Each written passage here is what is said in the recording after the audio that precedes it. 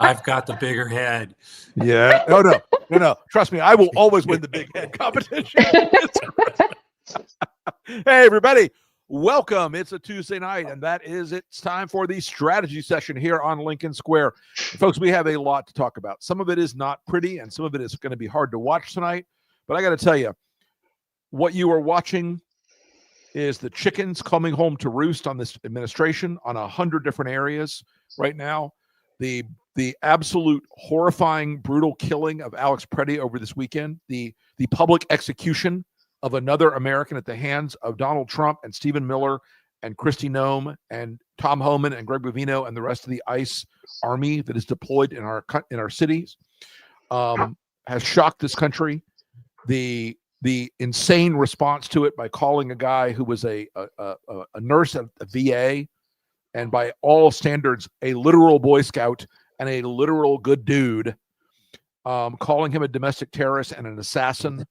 It has divided the Republican Party very badly. They are in deep, deep trouble tonight.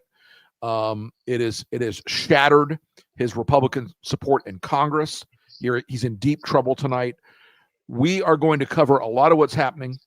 So I'm delighted to be joined, as always, by Joe Trippi, my friend and colleague from Lincoln Project and Lincoln Square, and of course the inimitable, not inevitable. Well, she's inevitable. The inevitable right? Ryan Wiggins, our chief of staff of the Lincoln Ryan. Project.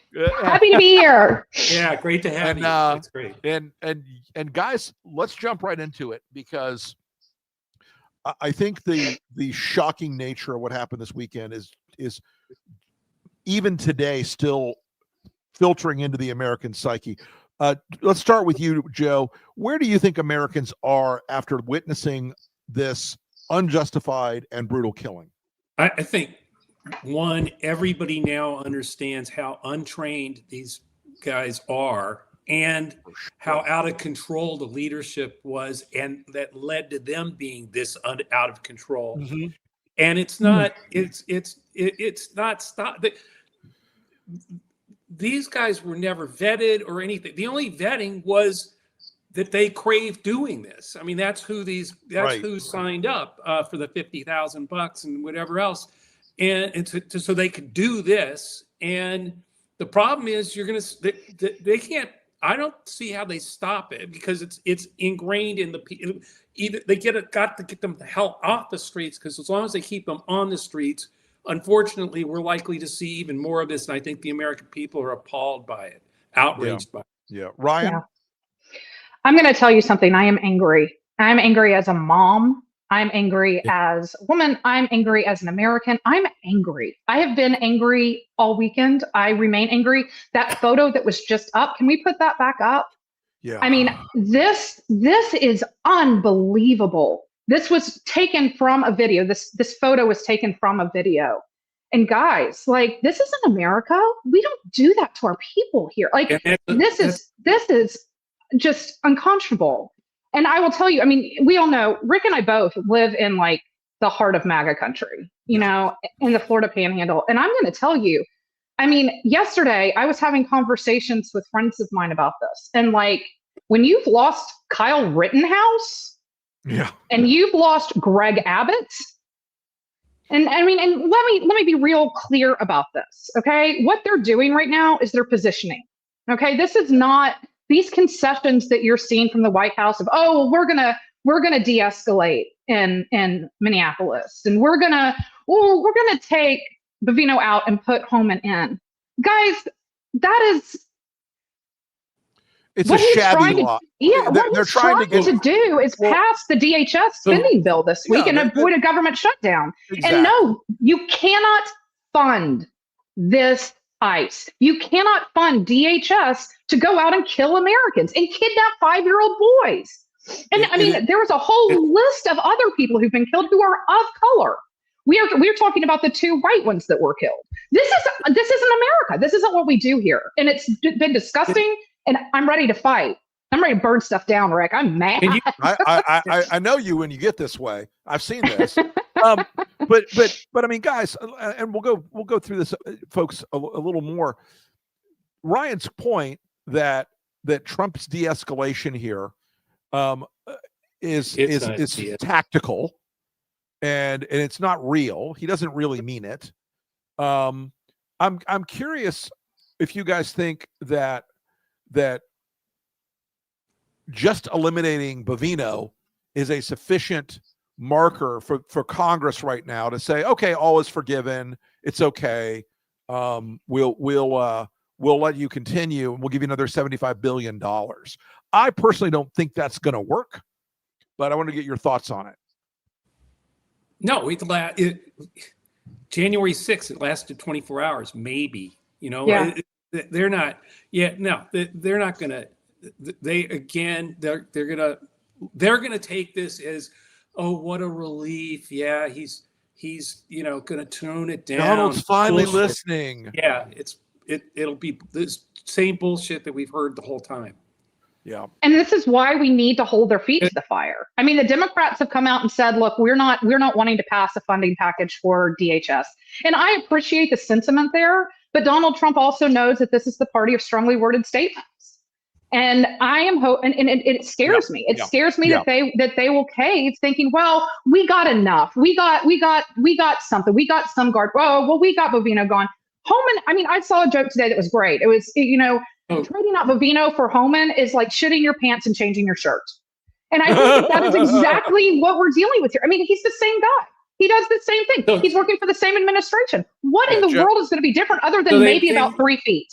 They may serve Nome up, but same thing. It'll all be it's just smoke. It's theater. Yeah. Yeah. I think one of the things that people have been most shocked about here, and rightly so, is what we saw in this particular killing, was a guy who was holding a cell phone and who was trying to assist a woman who had been jumped by ICE. And the moment struck me really hard because it's an inversion of the MAGA fake masculinity thing. They're always like, we're the protectors of those little women who can't save themselves. Right. And this is a guy who's really like walking the walk of being a protector, being the helper. Right. And being a man. Being a man. And the fact that he was legally carrying a firearm, for which, and you don't need it everywhere, but you do in Minnesota.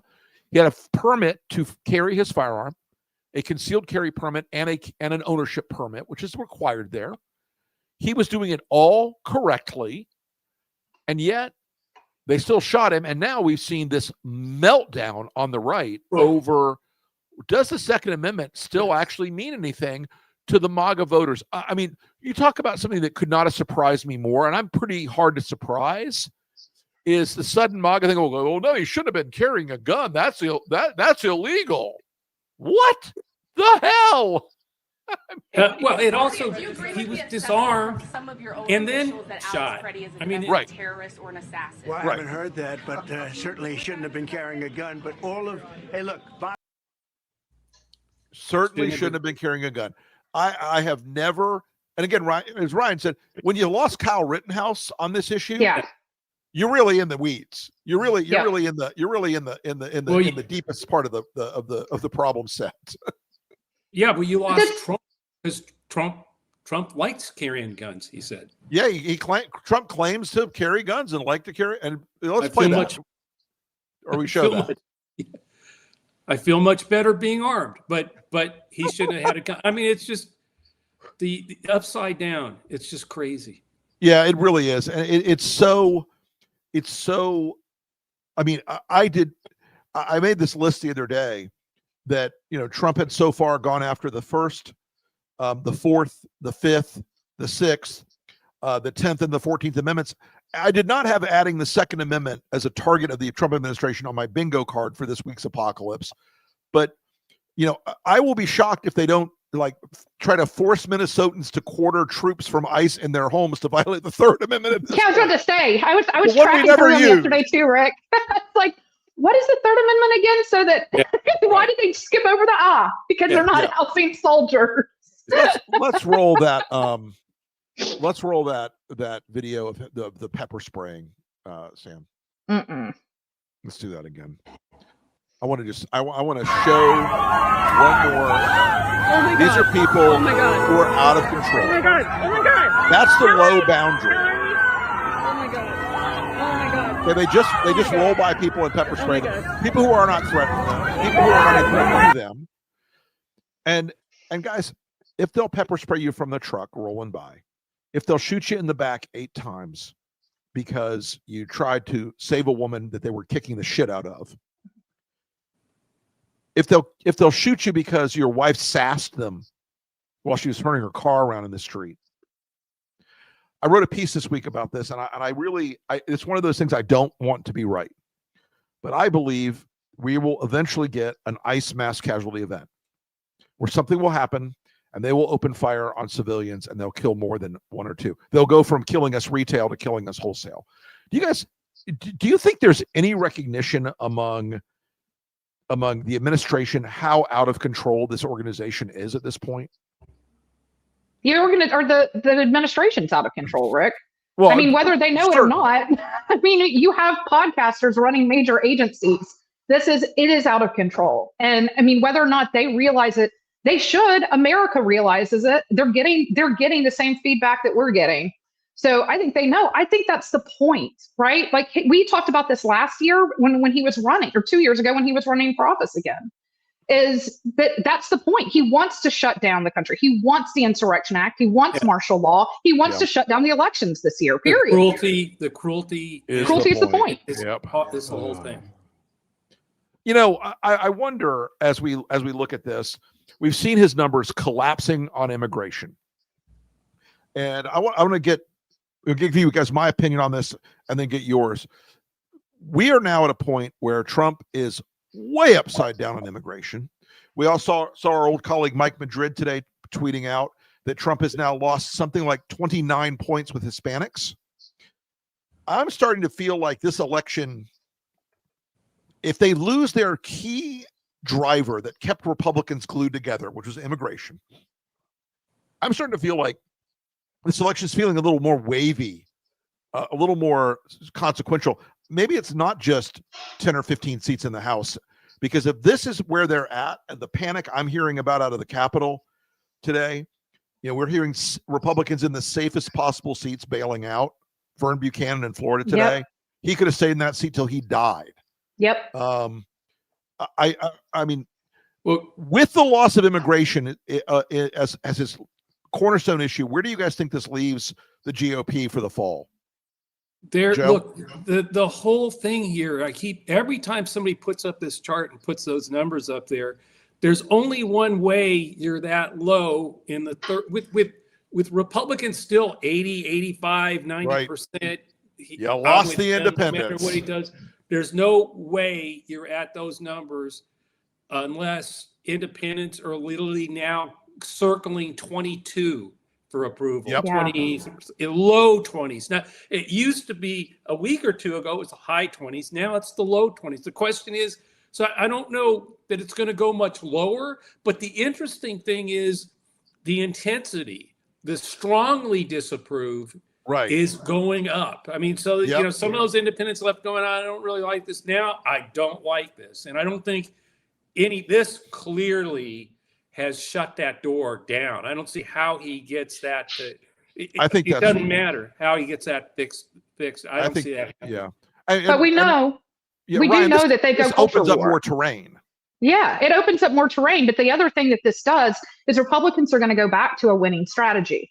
And they're going to hope the Democrats continue to take the bait. So they're going to go back to culture wars because culture wars work. As long as the Democrats take the bait, they need to get back on affordability. Democrats need to focus on affordability. They need to be focusing on what ICE has done. They need to be focusing on the shutdowns and what Doge did and the tariffs and all of that. They need to stay the hell away from culture wars this year because Republicans are going to try to bait them back into that. And it's a winning issue. I promise you, Trump is going to start talking about trans athletes again every speech. Yes, he is. I think he will do that. I don't think I have a little slight disagreement with Ryan. I agree Democrats shouldn't take the bait.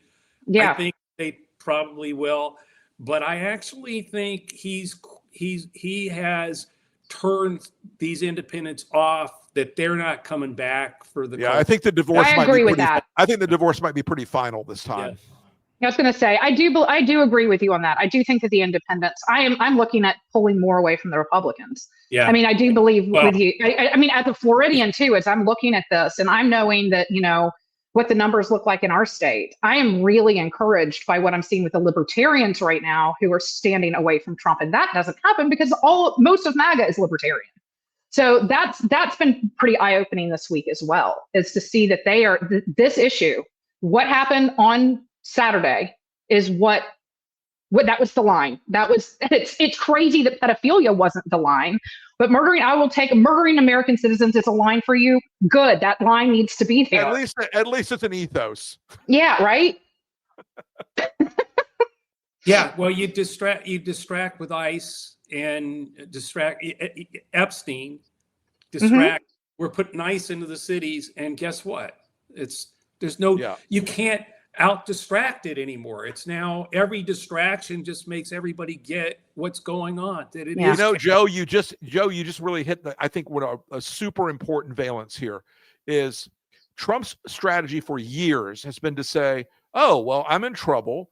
I'm going to do something cuckoo, and people will stop paying attention to the fact that I'm in trouble and pay attention to the new thing that I'm in trouble for.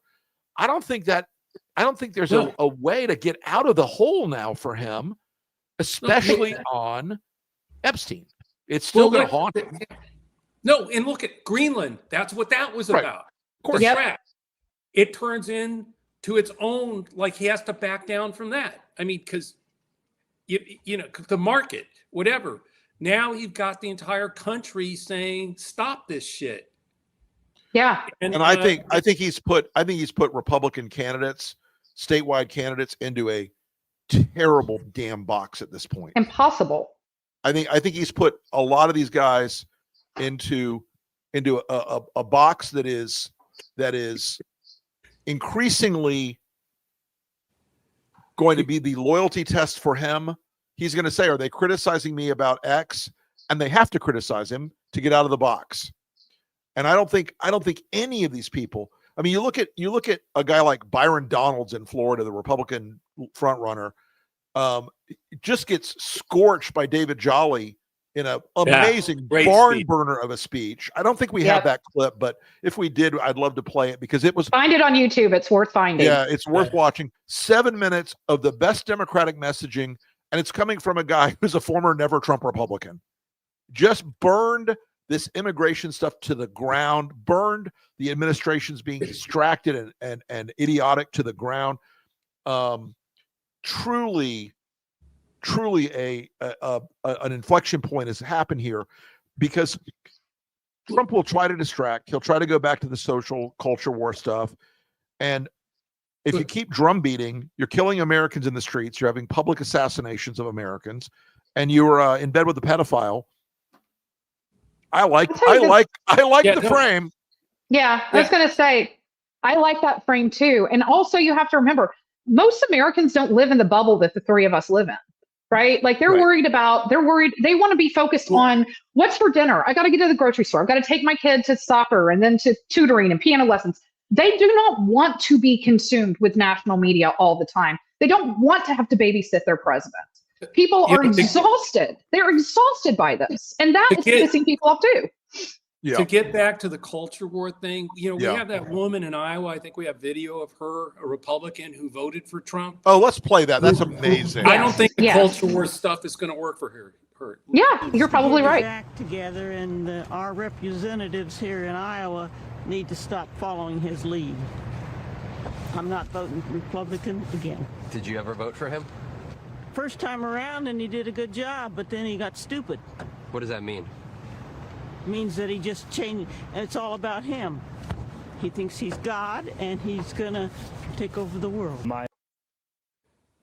I mean, he was like that his first time too. He was like that in 2016 too. The man hasn't changed. Wow. Yeah, but I don't think that's what I'm saying. I don't think he can pull the culture Them war back. stuff. Right. I don't think he brings her back, right? No, he doesn't bring her back. I don't think she goes home to a party that is aggressively unchangeable when it comes to doing what he wants every day. Yep. That's fair. I'll take that. Joe, you win. So it's looking like as they say in that White House, a blood sacrifice is required, and this idea we're going to end up with somebody above Bovino getting fired to change the political dynamic. I want to caution everybody.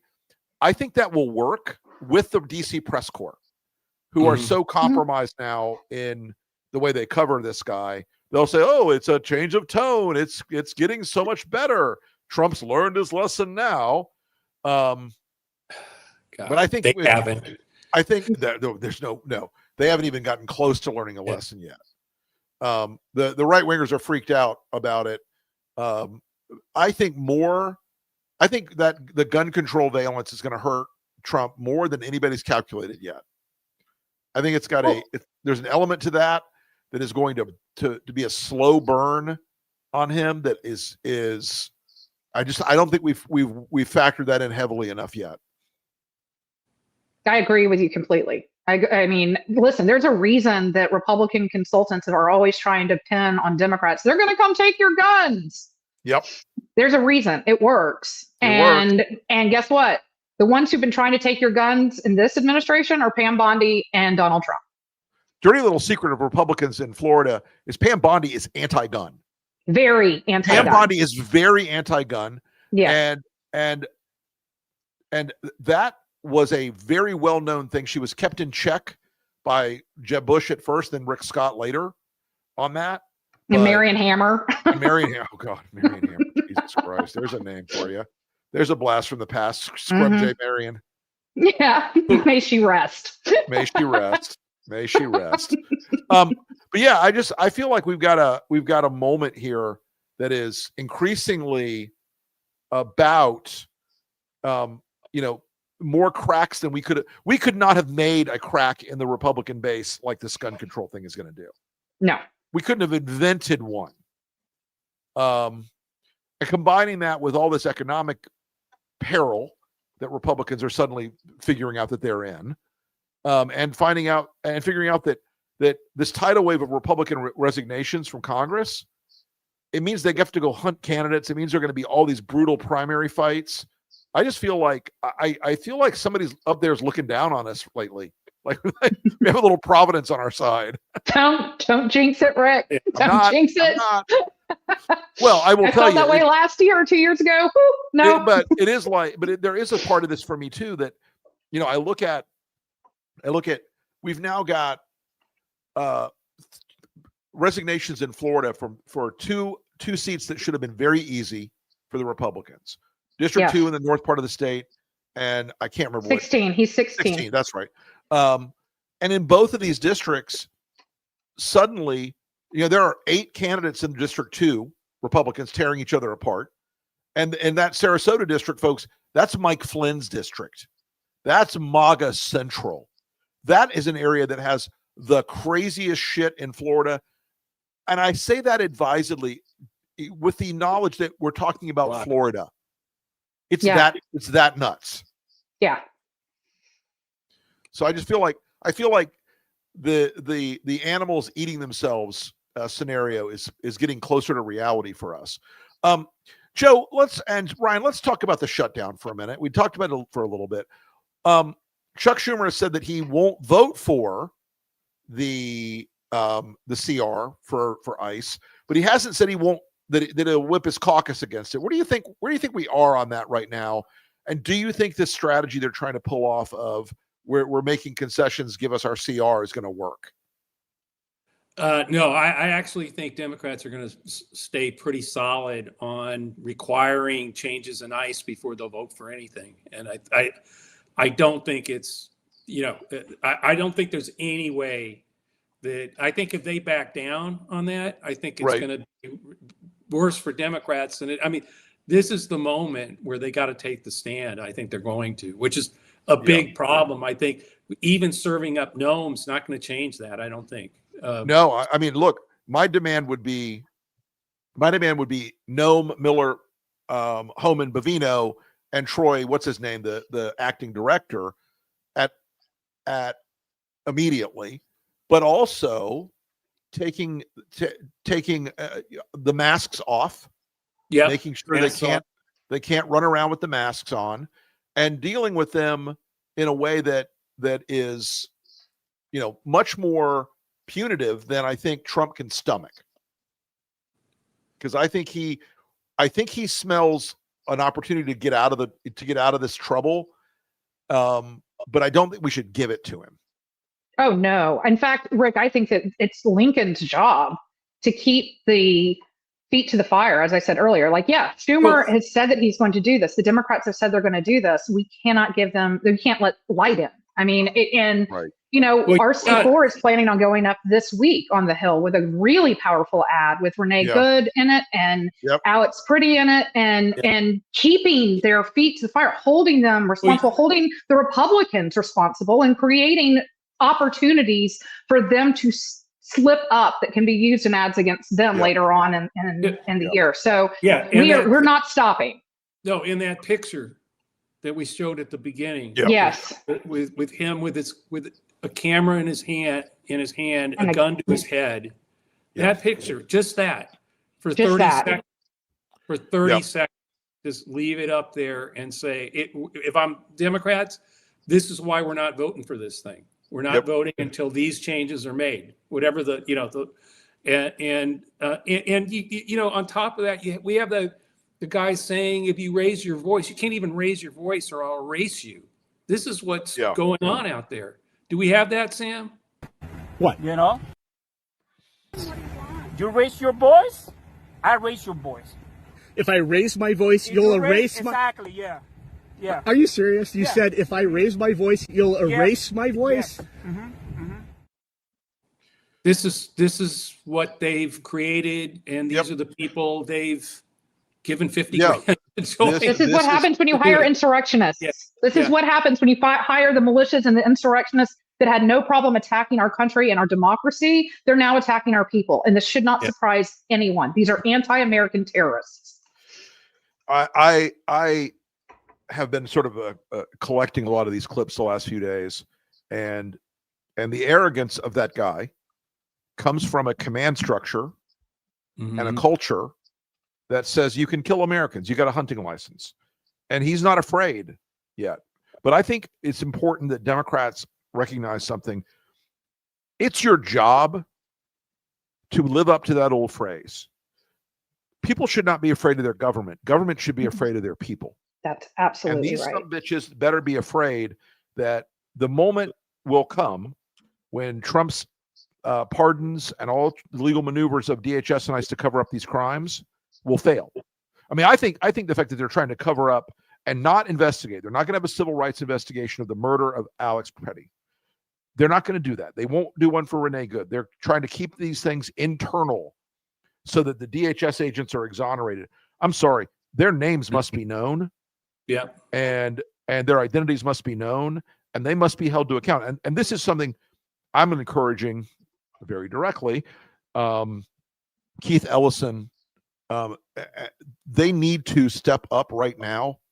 They need to indict this cop. And they do. Yes, they do. Indict the guy next to him that high-fived him and then counted the fucking bullet holes in his body. I mean, I look at this as just like that is a culture that needs to be broken.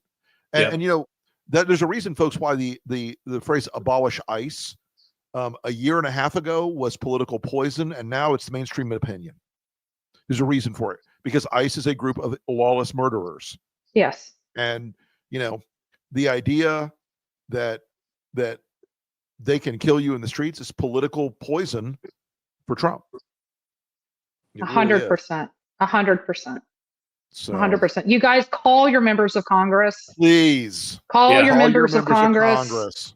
This is your takeaway. This is your homework. Go call your members of Congress. This is your to-do. Yeah. No more money for ICE. Yeah. No more money for ICE. No more money for ICE. Guardrails in place. Yeah. No votes unless guardrails are in place. Right. All ICE, hold them to the fire. All ICE members have to be unmasked. They have to, at all times, have a ID badge with the unit they belong to, the division, the organization they belong to, and their name and badge number on their uniforms, front and back, at all times. Body cams are mandatory. If they're turned off, they're fired and dismissed without pay. That's it. And it's also important to understand that there is no such thing as absolute immunity. They broke state laws. Yeah. JD Vance made that up, guys. Yeah, there is no such thing. There is no such thing. These are state laws. They cannot even be pardoned for them. And These are state laws they broke. On murder. And there's no statute of limitations on murder. So we're gonna end up winning this in the long run. In the meantime, keep up the fight, guys. Yep. Keep it up. We need to keep everyone feet to the fire, keep them in the fight. It's important. It's very important. One day it could be you. If we don't do it, it could be you. Well, folks, we're up on time for the evening. I want to thank Joe and Ryan both for a spirited conversation, as always. You catch Joe on the Two Joes podcast and on That Trippi Show. Ryan doesn't have a podcast yet, but everyone in the Lincoln world eventually gets a podcast. It's a mandatory formation. So she'll get one eventually. And it's going to be called Inevitable with Ryan Wiggins. But yeah, folks, again, there's a big picture thing I want you to all think about, because everybody's been very down with all these things. ICE is being broken, and Trump's will is being broken. It's not by the governor. It's not by the mayor. They're both doing a good job. It's being broken by people willing to go out and stand in the street and stand up for their neighbors and stand up for the law and the Constitution and their community and their country. They're braver than any punk ICE agent with a face mask and a gun. And so are you. And so are all of you. So are all of you. You are all braver than that. Be out there. Do what you've got to do. Help us get in this fight, because we are going to take this to them. I am never letting these sumbitches forget this. I'm never letting Stephen Miller off the hook. I'm never letting Kristi Noem off the hook. I'm never letting any Republican who voted for Kristi Noem in the Senate off the hook. We are close to a big victory on ICE. Call your congressman. Stay involved. Stay in the fight. Be brave. And we'll see you next week. Thanks, everybody. Thanks all.